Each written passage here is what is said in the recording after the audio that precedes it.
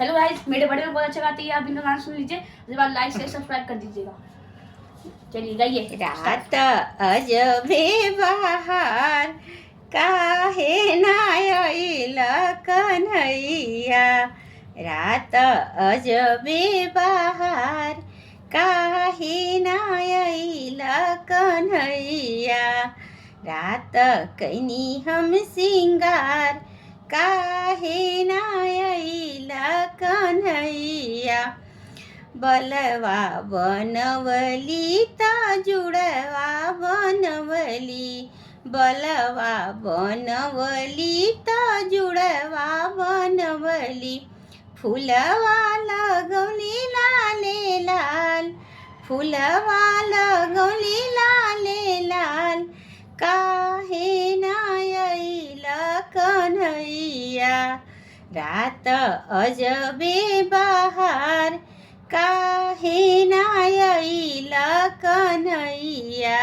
सड़िया पहिनली त टिकवा पहिनली, सड़िया पहिनली त टिकवा पहिनली। अरे झुमुका अरे बिंदिया लगैली लाले लाल, अरे बिंदिया लगैली लाले लाल।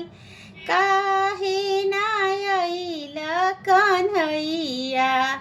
रात अजबे बहार काहे ना आइल कन्हैया। पायल पहिनली त हरवा पहिनली, हरवा पहिनली त पायल पहिनली। लाली लगैली लाले लाल, अरे लाली लगैली लाले लाल।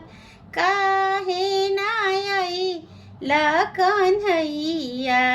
रात अजबे सिंगार काहे ना आइल कन्हैया।